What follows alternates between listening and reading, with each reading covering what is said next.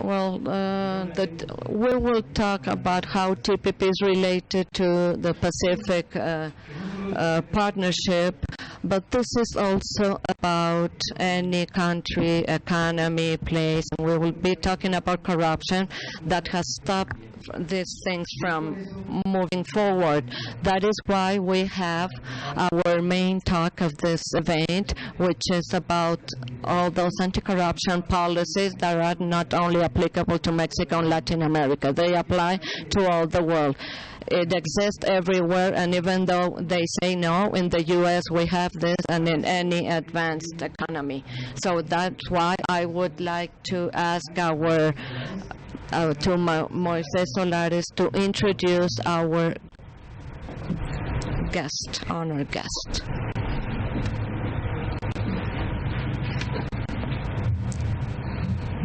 Good morning. Welcome to our 17th World Conference. Our organization is very pleased to have our guest, Dr.in-law Manuel Hallivis Pelayo, Magistrate Judge of the Federal Court of Fiscal Administrative Justice, which is the fundamental institution in the social development and economic development of our country. Dr. Hallivis,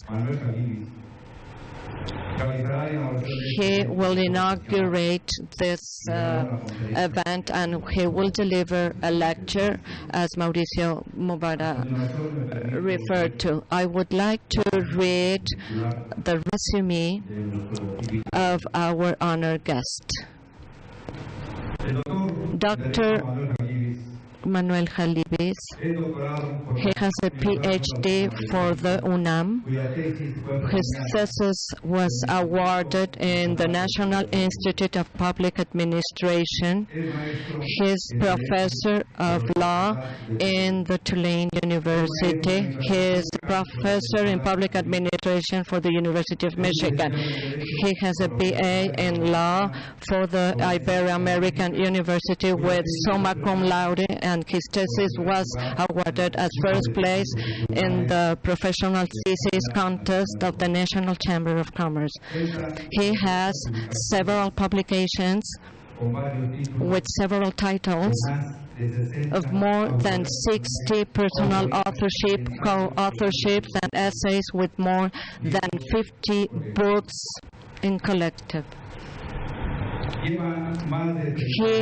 has been teaching for more than 36 years, giving classes at the UNAM and the Ibero-American University and the University of Salamanca and Pan American University here in Mexico City.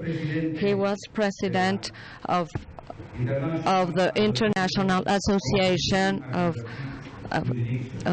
he is president of the Latin American Institute of Tax Law in 2015, 26 president of the Ibero-American Association of Fiscal Administrative Justice Courts in 2014, 2016, the board of the Direction International Association of Tax Judges, president of the Mexican Academy of Fiscal Law, vice president, National Academy Administrative Law and Public Administration, and vocal of the International Fiscal Association of the group in Mexico. He has professional experience of more than 40 years, having performed several positions in the Ministry of Treasury, the Fertimex, the Mexican Institute of Social Security, and in January 2014 was elected president of the Federal Justice Court and the board governance board position that is performing up to date. Dr. Manuel Hallivis. Well, on behalf of our organization, we would like to thank you for your valuable presence in this important event for our association, and we would like to congratulate for your several achievements and valuable contributions in the law matters and fiscal matter, and perform of the magistrate judge of the Justice and Administrative Court, and it is a pride of all of us. Thank you very much. Congratulations, Dr. Hallivis. I would like to thank my Professor Paula Nava for her valuable coordination and her support to make this presence possible. Good morning, all of you. I would like to sincerely thank for your invitation of UC&CS through Mauricio Morava to participate in this 17th World Conference of Associates of the American Continent. I would like to greet Manuel Solares and all of you. If I go one by one, we will finish very late, and we would like to make the most out of the time we have available. I would like to congratulate you for being here. I applaud your interest to open a so serious space to discuss such a relevant topic, among other things, because you are covering the TPP, the anti-corruption policy in Mexico and Latin America, the U.S. and Europe. Well, that is why in Mexico we are entering into a change era with the anti-corruption mechanism and the application of the constitutional law and the secondary legislation in anti-corruption matters. One of the most relevant topics is to make all the public servants from Mexico and from all over the world, and particulars from Mexico, and will act adhering to legality under transparency principle, economy, efficiency, effectiveness, loyalty, partiality, and honesty. That is why we require that both the public and private sectors have a basic knowledge of the principles of this system and its implementation. In the fight against anti-corruption, it is evident that all the society must act. This is a spiral that is endless, that is strengthened by the indifference, by complicity. If each one of us, with individual actions, we can break just the link of this spiral, the whole society will be benefited. That is why I celebrate the organization of forums like the one we are having today. The experience, that knowledge of the ones that have intervened or will intervene in this idea exchange will allow to have this successful event. Please stand to officially inaugurate this event today on the 23rd of September. 26th of September of 2016 at 10:25. I declare officially inaugurated the works of the Worldwide Annual Partners Conference 2016 of the UC&CS America. I wish you success in all these works. Congratulations.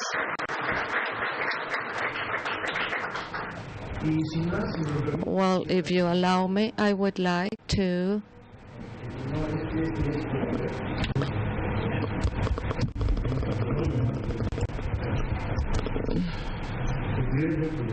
could you project the presentation?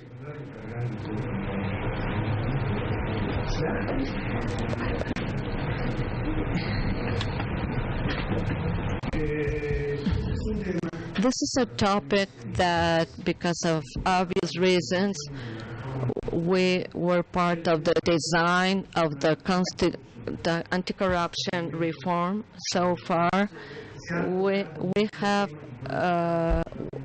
have gone in this topic in the federal court, today administrative justice. I will tell you why we are not in charge of, of the fiscal court, but they just left this title as only referring to administrative justice. Well, but today, what I want to convey, with the permission of the organizers of this event, is why we have to participate. All of us have to participate, and instead of talking exclusively what the court will do, instead we're going to be talking about the anti-corruption policies, where you participate as private sector, where the Mexican people will participate, where the legislators will participate, and will the public servants participate.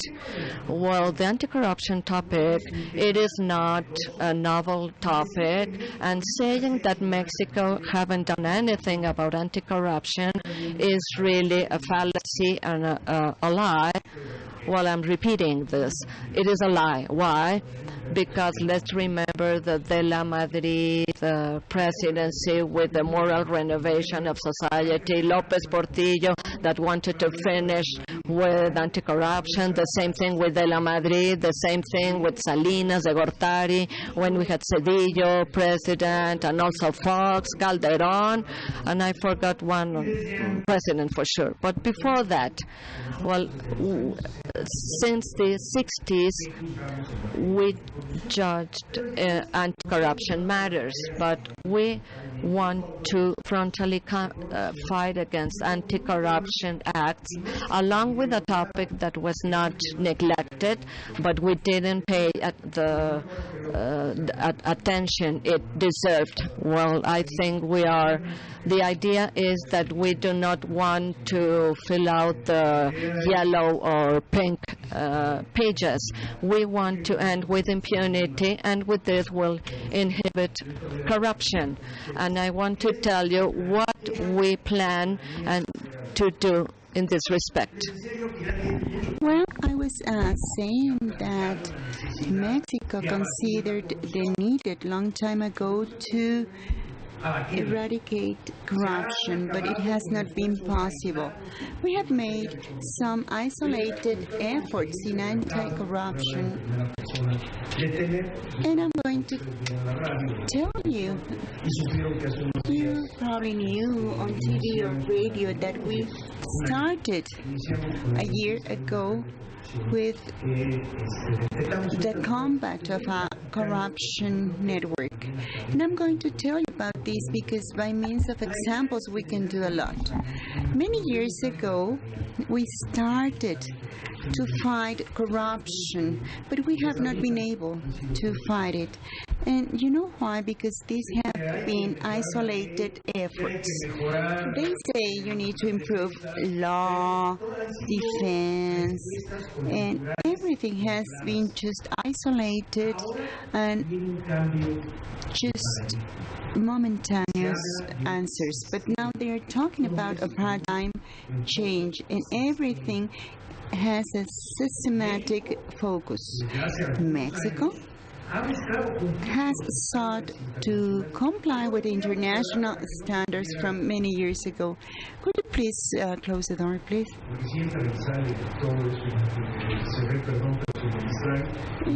We can get distracted with this. I'm sorry. And I am distracting you. Sorry. The idea is to go quick. How much time do I have? 20 minutes?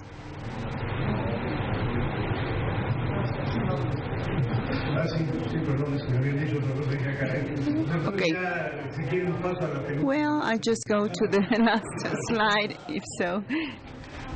Sorry, I got confused. No, this is not going to last 1 hour. I also want to have a dialogue when you stop closing and opening the door. The idea is to comply with all international standards, and we have not been complying them. Why? Because we're missing this systemic focus. Which international standards? For example, the Convention to Fight Public Servant Bribe with international transactions that the OECD has established. In the fiscal area and also in corruption areas, I had an experience. And judges of the OECD, well, judges that were representing the OECD, because when they make analysis, they do in person. Netherlands judge was convinced that we were doing right because the court was the body that was in charge of judging and issuing any sanctions for irregular actions in corruption area. One of the first steps took place at the stage number 1 for the technical group of the OECD. They analyzed the compatibility of our legal framework with these standards. And there was a reform, and they added Article 222 bis to the criminal code related to bribes to foreign public servants. You are called a worldwide conference, so this topic is global, so we need to be global as well. It is useless if we are not. And they are now focusing on individuals. That's okay, but now I'm going to have some redundancy with more emphasis. But also abroad, if this is not global, this is not going to work. And that's why it started like that. So Article number 2 of this convention points out that regarding corporation, each country will undertake necessary measures in accordance to their laws to establish responsibilities in the case of foreign public servants bribe. And Mexico already did that.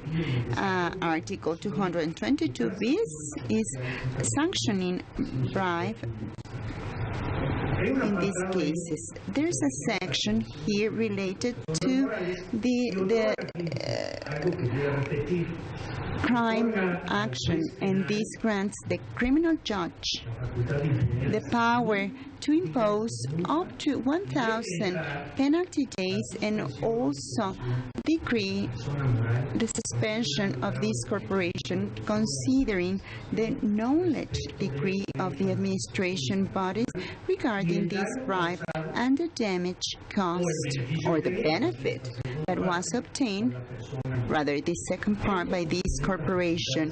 And this is supplementing the powers of Article 11, which is influence, traffic, crimes, bribe, and they have been instrumenting answers to other recommendations of the OECD. For example, forfeiture of goods obtained by bribe, and as you know, specialized course in forfeiture.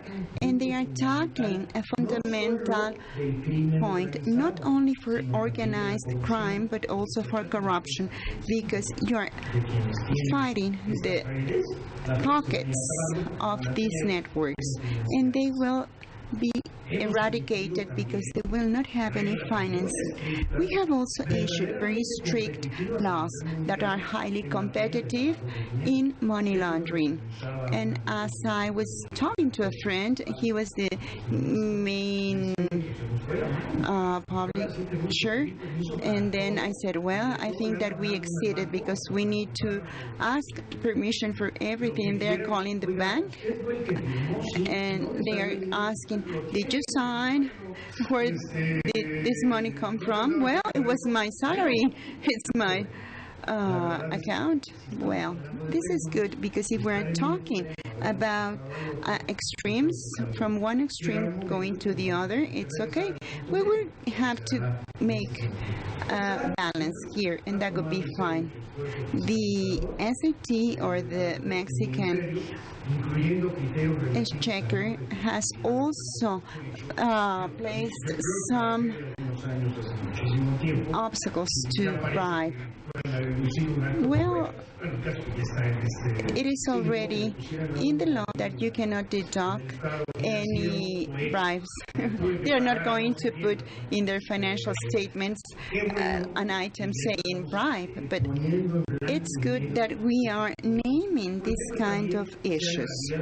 They have opened back audits to convicts, and in the electronic area, as you know, we are the flagship, and with the last reforms in June, you know that we have dropped 50% the time in all the trials. This is in benefit, especially when you're litigating in our court.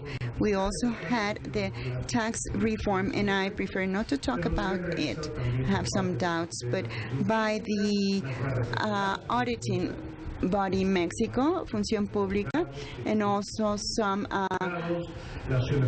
lawyer association, NAVNFAC, and also Academia Nacional of Derecho Administrativo.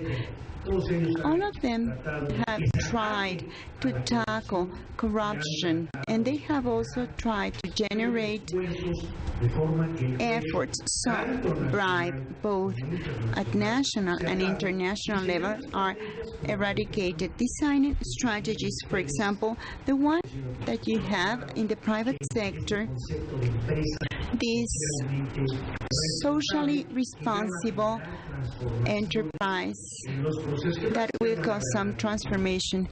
Don't open anybody, please. Transformation in internal processes in order to eradicate corruption practices. We complain about it, and I don't know, one of the precursors, including individual rights in their constitutions. So this was, we had also the Amparo law, or the writ of Amparo was included there. So we're one of the most advanced countries. And getting back to our topic, before 2014, efforts were fragmented. The new anti-corruption system constitutes a change in paradigm in the direction considered by the United Nations or international organisms, and also bodies in the area of inspection, prevention, control, surveillance, sanction, transparency, which is the twin brother of anti-corruption, and also accountability and citizen participation. And this is taking place in 5 subsystems.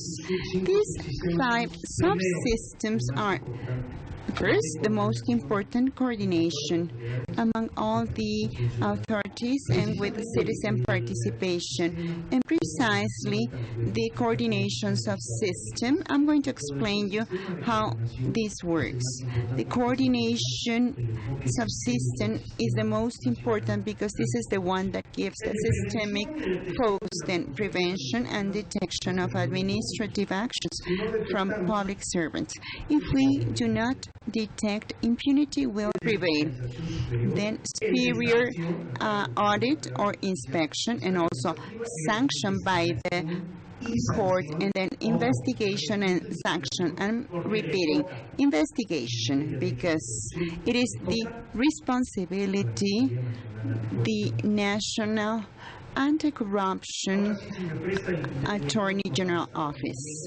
Can you please give me the microphone? Can you hear me well? Okay. We have 4 subsystems. I'm doing this also for simultaneous translation. I'm using this microphone.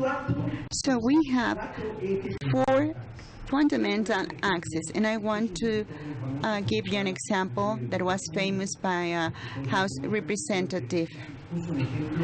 He gave a wonderful example. He said that this was like a 4-leg table. If you cut one of these legs, the table falls down. So this has to be a completely coordinated action among these 4 axes. All of them have to be with the same efficiency level. Otherwise, this is not working and the systemic focus is lost. A new thing, given the possibility of this system to work, would be the systemic focus. So which are these 4 axes? That's the superior auditing body, the SVP, the administrative court, and the specialized attorney office, inspection attorney office, and a coordinating committee. I will start by the coordinating committee. This committee will be responsible to prepare political responsibilities in anti-corruption. Public policies include the prevention and sanctioning. Otherwise, this is not going to work. So, not everything is to sanction. You have 2 extremes, prevention and sanction. If you have sanction, corruption will be inhibited, but you also need to prevent.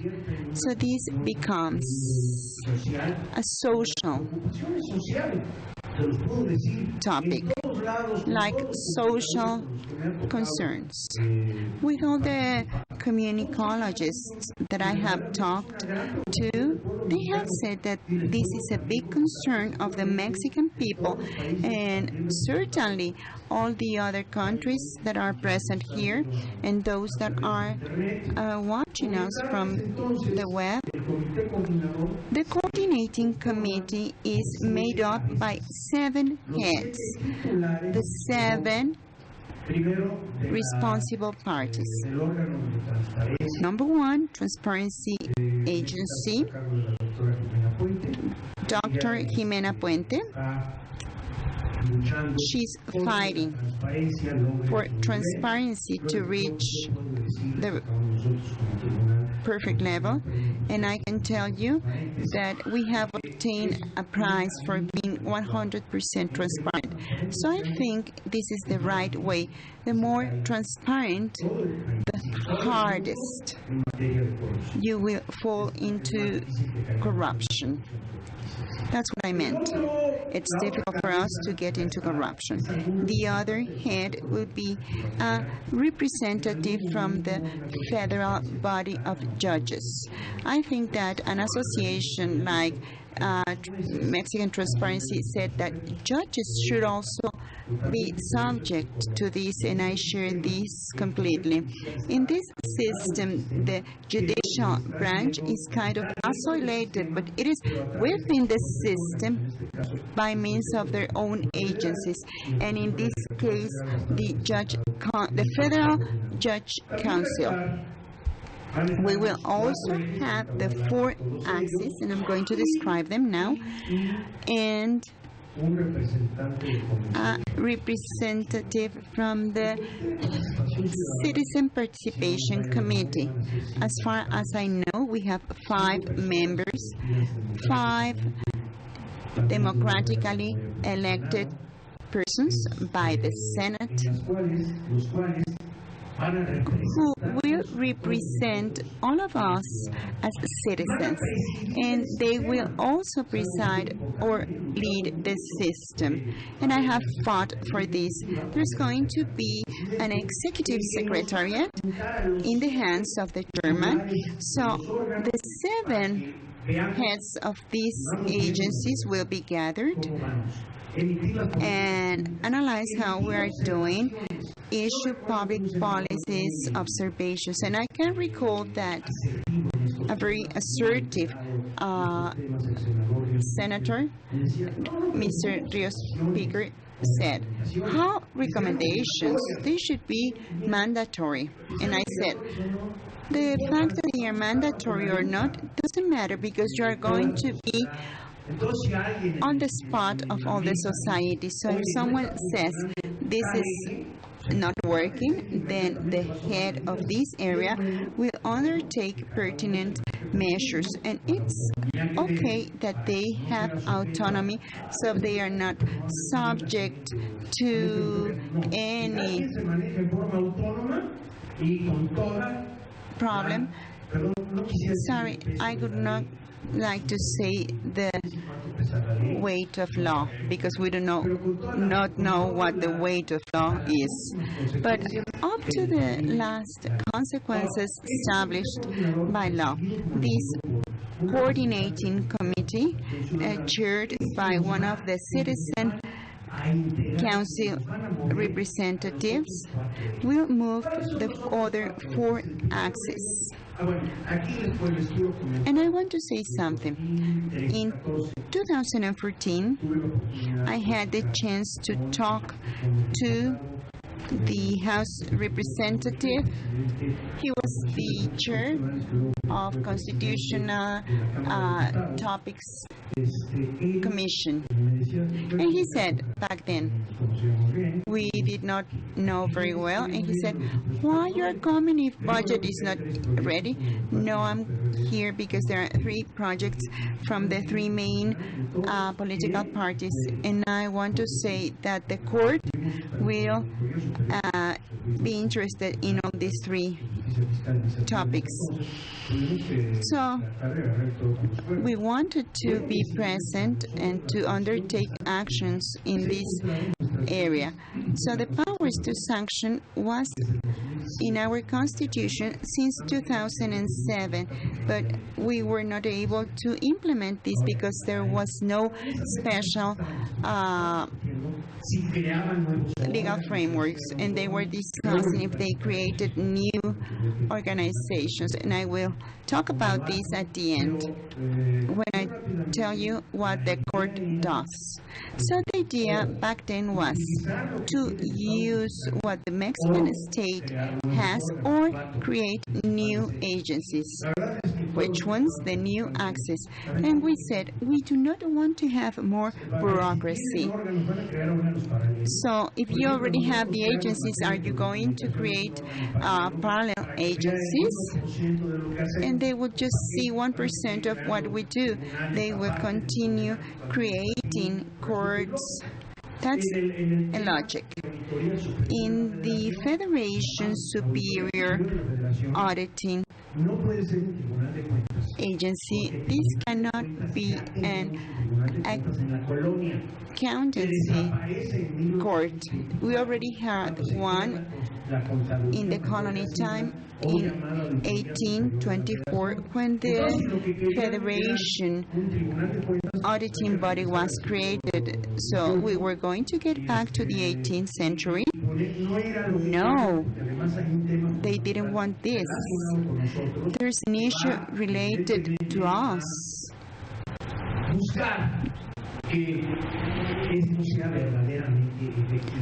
We want this to be completely effective. Therefore, they decided to have these 3 already existing agencies and one that does not have autonomy, depending on what the Attorney General office will be. And now we'll explain the 4 axis. The first one, the Federation Superior Auditing Agency. I have still a 15 minutes period. So the Federation Superior Auditing, what we need to do is to strengthen it. I worked there 30 years ago as a director of legality audit, and I can tell you that since then we were complaining that we were linked to the annuity principle. Why Why this? Because each year we had to wait to submit the public account, to review the public account. There was a first prior report, another results report, and a bribe committed in 2000 was going to be reviewed in 2004 in the best of their scenarios because the public account was reviewed. Since then, the SOFIs and ITOSI, which are the national and international offices, that we shouldn't review the public account. What we need to review is the government administration or management, and this is what they wanted to do. Besides taking away a function I will cover when we talk about the court, they strengthened the main axis, the reviewing axis, the audit axis, and the investigation axis. And they gave them the possibility to carry out real-time audit, which is novel. But with all this, now would they review? Well, they were doing this since I was there. The audits, the compliance audits became, and they were called the 3 E's economy: efficiency, and effectiveness. You can remember that. But now, with all this, and in order to be able to have real-time audits, the superior audit have all the elements to comply, duly comply. What are they? They are the external control of the government. Why external? Because it is done outside of the executive branch by reviewing all the agencies that use federal public resources. By the way, this topic will be more elaborated. Well, previously we reviewed federation and municipalities, but now they have all the powers. Every agency that carries out that uses federal public resources will be reviewed and sanctioned if applicable. And there's also this. Let's remember that this system, they extended the prescription term to 7 years, so the 6-year administration will not be involved. But before extending it to 7 years, the prescription term, now the individuals may be investigated and sanctioned, which is really important. The other axis, the public function secretary. At the beginning of this administration, there was no secretary appointed, and they appointed someone like to bury the public function secretary. But we saw this during the discussion tables after a few months that it was necessary to have an internal control agency. But what we needed to do, instead of creating a new one, is to create one dedicated that would prevent, investigate, that would generate managerial information for the President of Mexico, and in some way to try to have the things as best as possible. Please do not sleep, do not snore. I don't want to wake up the people next to you, okay? So please, I don't want, if they are suddenly waken up, they can have an infarction. So the public function was strengthened, but a function was taken away, and the last before and the specialized audit was created in corruption crimes. This audit office see the criminal part. I will give you this information for the attorney. Remember, of the demonstration, the state has a monopoly of the force, of the use of force, and two demonstrations are on one side the sanctionary like Profeco, and topics of disciplinary laws. So here we encompass like both ends of the monopoly monopoly of the force that the state has, the sanctionary administrative law and the criminal law. And this is going to be in charge. I highlighted this when I gave the opening speech. What it is going to happen is to strengthen investigation tasks, strengthening their function of social representative, so they will be tackled under the criminal standpoint, all the actions related to corruption, and definitely that could have investigator and sanction powers and a total autonomy of the today that has the Attorney General office. What is the role that we are playing? Since the 60s, if you allow me, we reviewed the topic of our main function is to be the agency that judges disputes between individuals and the state. Federal, yes, I want to clarify that this is federal. But if you tell me what they do, we are a fiscal agency. 66% of what we do, or 67%, I don't want to be apocalyptical, like 67% of what we do has to do with fiscal matters, but the rest in administrative matters, with exception of telecommunications. I'm going to show you a sample of a 16-year sample. Well, in August of this year, we received 1,754 suits or lawsuits. We received 29,000 in anti-corruption matters. That means that out of we judge only 1.67% from the file standpoint has to do with anti-corruption. It's almost nothing. So if we see this under the quota, 3 billion, only 58 billion are about public servants, so this means that 1.88%, less than 2%. Where we have received most part of the lawsuits in the federal districts is the federal. It is all the branches are located here in Mexico City. So in Mexico City is the one that has received almost everything. We have some in the southeast of Mexico. Well, we have always been told that the individual always wins, and it is not true. This is an 11-year or 11-year sample. But in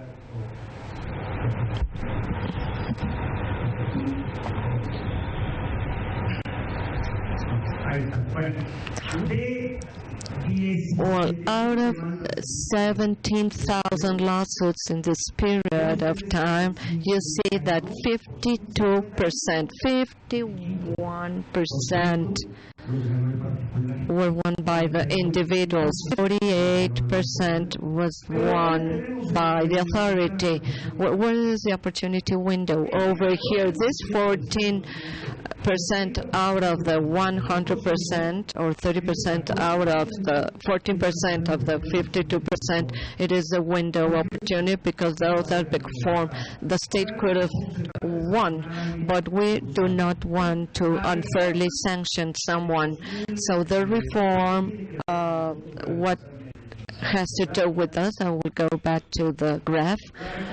Well, the reform of 2014 of the Constitution, and in the July 18 to the secondary laws has to do with something that is related to us. What we did before was to judge with respect to the sanctions issued by the Superior Audit and the Public Function Secretary and Internal Controllership. So we will be the ones that we will sanction. But the legislators, Moreno, Don Julio César Moreno, the congressman, what they did, they were very assertive and generous. They told, if you're going to give us this function, be careful because we want to have the elements to comply with it well. And those appeared one in the constitutional reform and in the secondary legislation. First, that we couldn't do everything through one superior room. Obviously, this is the most important. We only have the section, but we want to receive in average 1,000 matters in anti-corruption. Before the end of the administration, we received 2,000, so we expect to receive 5,000, 6,000 per year. But 5,000 of severe crime it's a lot. You don't think that this is not a lot. Well, 6,000 of severe cases in anti-corruption is a lot. So what are we going to do? We're going to sanction. Before the Superior Audit and the Public Function and the Internal Controllership were judge and part, they will no longer be judge and part. We are going to be the only ones to sanction. But we wanted to comply first, like to sanction first through the specialized and regional courts of the, and to have a second instance in the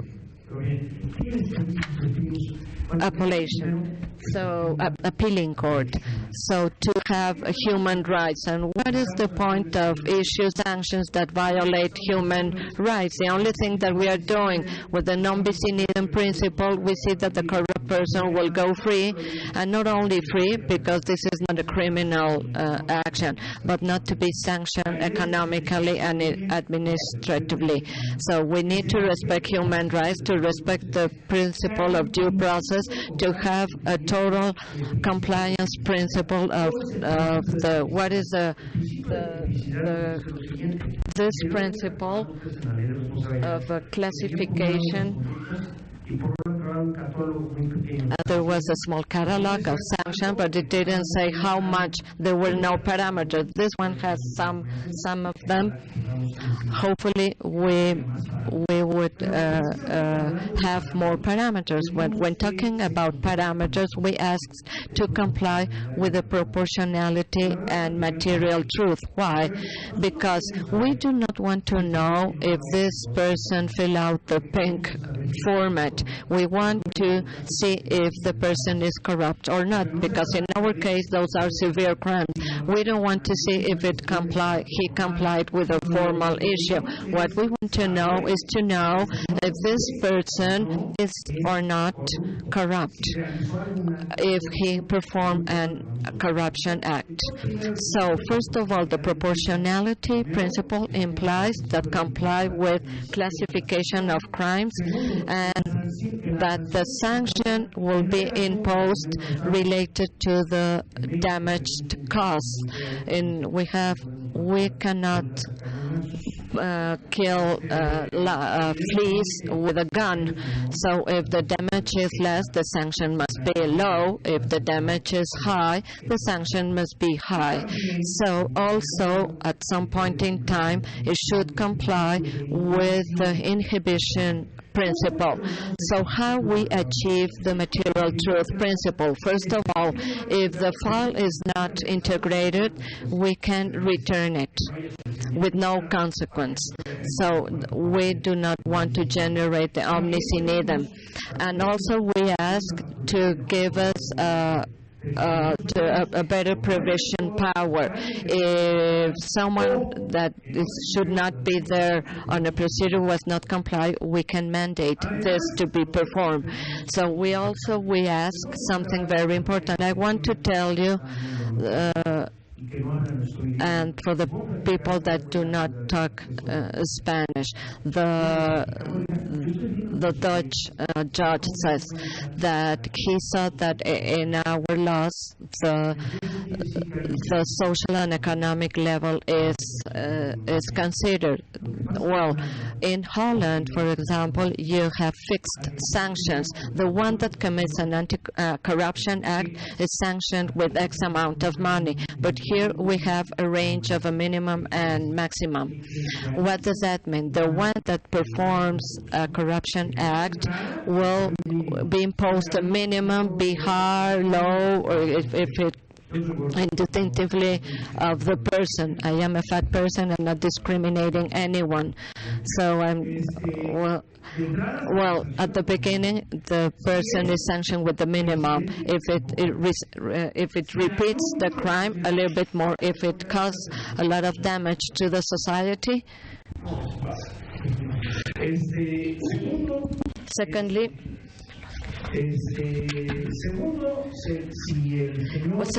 if the person, first of all, if the person repeats the crime, will be imposed a higher sanction. If the damage is higher, will be imposed a higher sanction.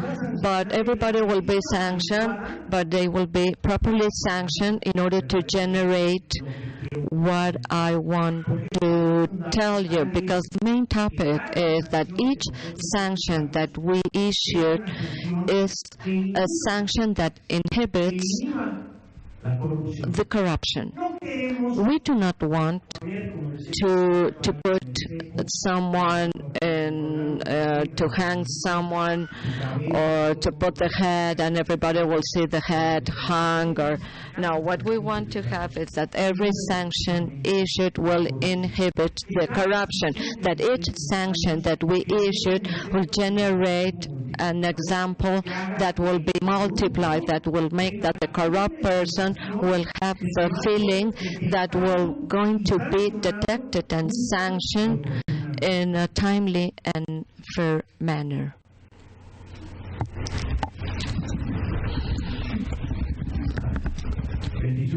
On the 18th of July, as I said before, all the laws, the secondary laws were issued. There were reforms to the organic law of the court. No, we created a new organic law because we had like a trap here. They told us, why not an account court? This is what I explained you about the neighborhood. The account fits in the administrative. Administrative does not fit in account because gender is species. Administrative is the gender, and the sanctionary is the species, the account court. But we were taken off the fiscal part. So if it's another branch, even though it has its own autonomy, so it was left like a federal organic law of administrative justice. So those laws were issued, but how the procedures will be carried out? Someone had a doubt. It says it only will be substantiated by the internal control agency. Anyone that knows administrative law knows that those are different procedures. One is the sanctionary process, the appealing processes, and so on. This is stated in a very simple way. It's a very agile and easy procedure with which we're going to determine if there's corruption or not, and we will issue a sanction. If they do not agree with the sanction, they go to the appealing court in the superior court. What is missing? Well, first of all, to accelerate the instrumentation of the system, as senators and congressmen said during the weekend, You already know the statements. To instrument international agreements on information exchange, and this is all for you. The truth is that you already know this, but we want to repeat tests in order to make this global, not only national, and obviously to have influence in all the companies or social organizations, universities, and academic organizations. So this will be an effort of the Mexican society, and then it's going to be an effort of the global society to reinforce the government good practice, to reinforce in your companies socially responsible companies, and to eliminate incentives to break rules in such a way that each sanction, each prevention act would generate in the person that commits a crime a feeling that every act of corruption will be detected and sanctioned in a timely and fair manner. Thank you very much.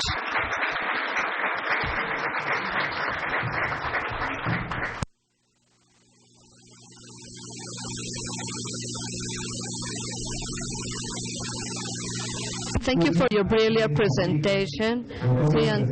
We grant this recognition to Dr. Manuel Hallivis Pelayo for his valuable participation and as a lecturer in the 17th World Meeting of Partners of UC&CS America with anti-corruption policies in countries of the OCDE. Thank you very much, Manuel.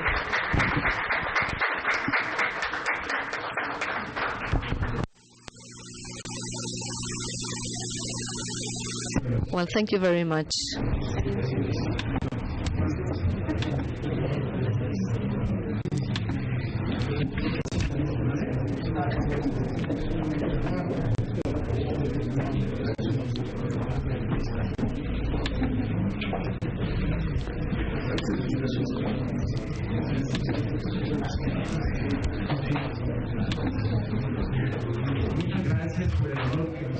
Thank you for his presentation, and we'll urge you to come to take the picture outside just next to the door, and then we will immediately come back to continue with our event.